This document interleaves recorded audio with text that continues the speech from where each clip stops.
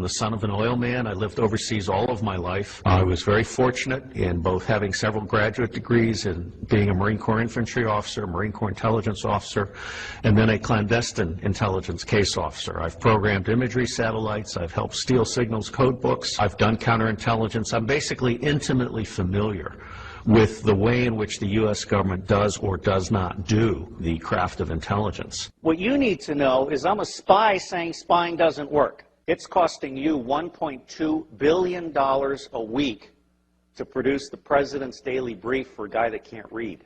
People don't realize this. Apart from the fact that NSA is 1950s mindsets with 1970s technologies, SCIC completely screwed up Trailblazer, Echelon is baloney. 80% of your signals intelligence comes from analysis of patterns.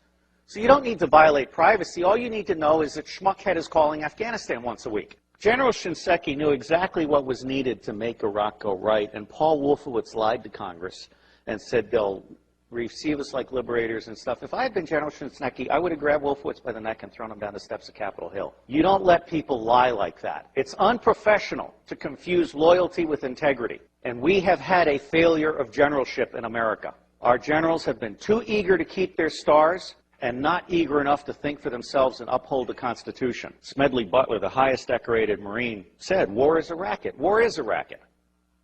War is a racket, and the only reason it's happening is because the American public is lethargic. Blog that. You are the Paul Reveres and Patrick Henrys of our generation. Bottom-up horizontal connection is key.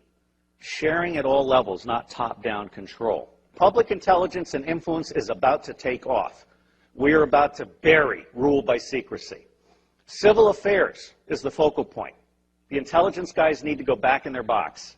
Bloggers, not informants, are key. The FBI is about to try and hire 2,000 informants in a Soviet police-style approach to security. That's idiocy. If you bloggers self-organize and attach yourself like leeches to specific issues, corporations, organizations, challenges, whatever, you will be the intelligence Minutemen of this century. The power is in your hands. There aren't enough guns to kill us all, and Halliburton can't build the jails fast enough to keep us down. Bloggers, as Linux is organized, where you grab onto an issue or something and you are part of a structured citizen journalism blogging thing that lets no evil doing go unnoticed, that rules. So I think we're at a turning point. I think we're at the very beginning of a historic tidal shift in power, restoring the Constitution. I don't know how many of you are following this, but the Comptroller General has told Congress the United States of America is insolvent. We're out of Schlitz. We literally have no money to make it to the next decade. Now, there's some very easy solutions. I can eliminate all income taxes tomorrow and have more than enough money to fund the government by using some other guy's bright idea. We tax the Federal Reserve at 0.0006, doubles our money until we decide to put them out of business permanently, because we certainly should not have central banks.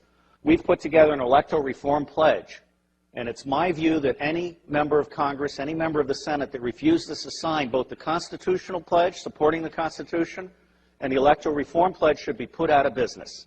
And I believe that will be 95% of all of these people. It may be time to literally dump Congress on its ass and start over. The government has gotten stupid to the point that it can't write a statement of work. And so they ask the contractors to write a statement of work, and the contractors write a statement of work saying, you need more of what I haven't been able to sell. And the government says, oh yeah, right, good. Put it in the budget. This is real shit. I can crack all 10 of the top-level threats to humanity in less than 25 years for less than 1/3 of what the world is spending on the military. Blog that. And I will tell you the price of buying back the United States government. It's $500 million a year. In the early 90s, Newt Gingrich and the Republicans got together. Their plan is now on the street. It's been exposed by a Columbia professor. They concluded that they could buy the United States government from school board to State House to White House for $300 million a year, and by golly, they did. And every single member of Congress is impeachable for having abdicated their Article I responsibilities under the Constitution and serving as foot soldiers for the president and his mendacious vice president. If you confiscate all the wealth in the world, which I do not advocate, all you have is a $5 bill for every one of the 5 billion poor on the planet.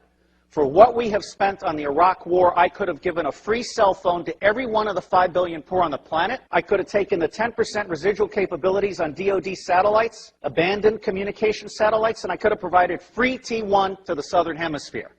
Blog that. That's the kind of stuff we have to do.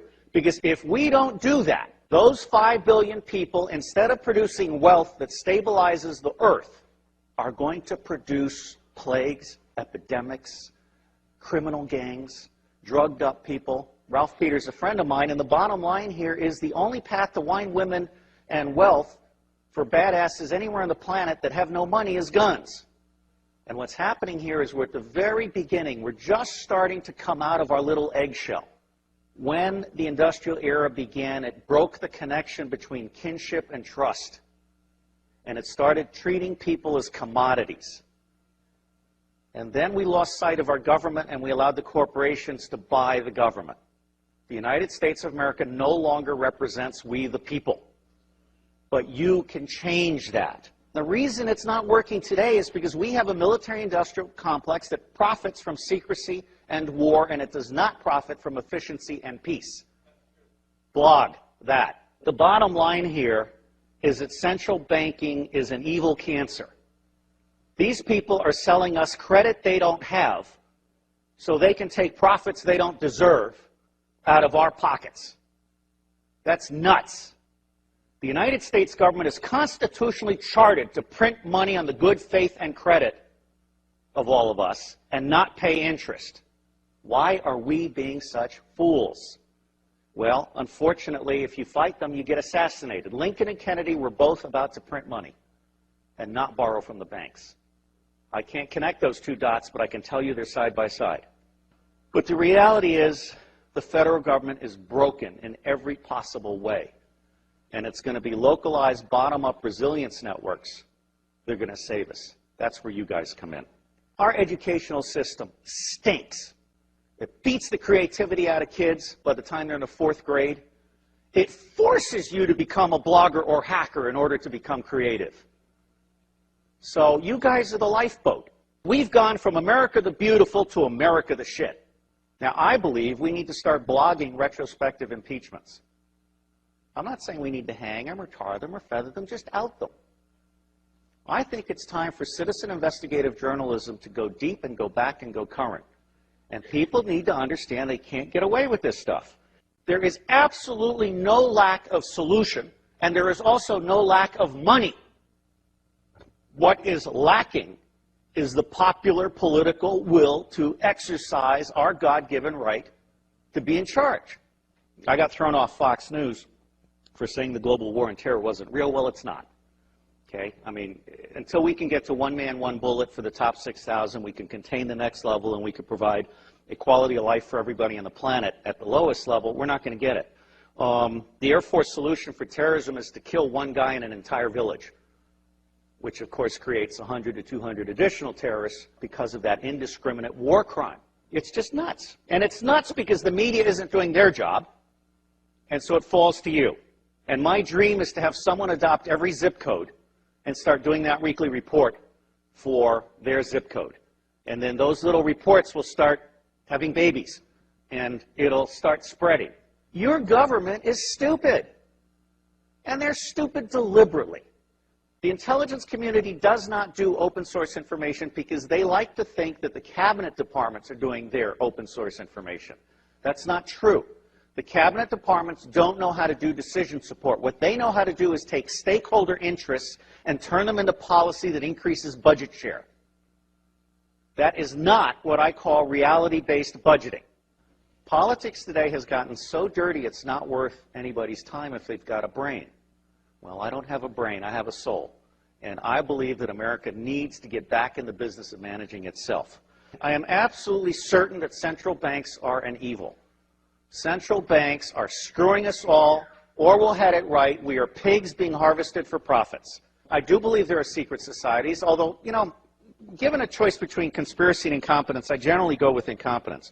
The Bilderberg Group, I just saw a list of who attended the last time, and it's almost a list of nobodies who want to be somebodies combined with somebodies on their way down. You know, I'm not that impressed. These people think they're the movers and the shakers. They're only the movers and the shakers as long as you let them be the movers and the shakers. I spent 18 years trying to help secret government agencies get in touch with unclassified information.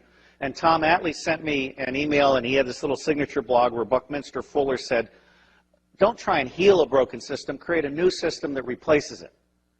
So I'm honored to be here to set the tone for you guys. And my bottom line is, don't waste your time on the federal government. It's going away. There are 27 secessionist movements. There are 9 distinct nations in North America. I anticipate some virtual separation in the Republic. And I think that you're going to find that, like Vermont, for example, is all of a sudden going to be seen by the rest of America as exactly where we want to be, or Seattle. And so that's called the spike theory of change. As soon as one state gets it perfect, it's going to spread like wildfire.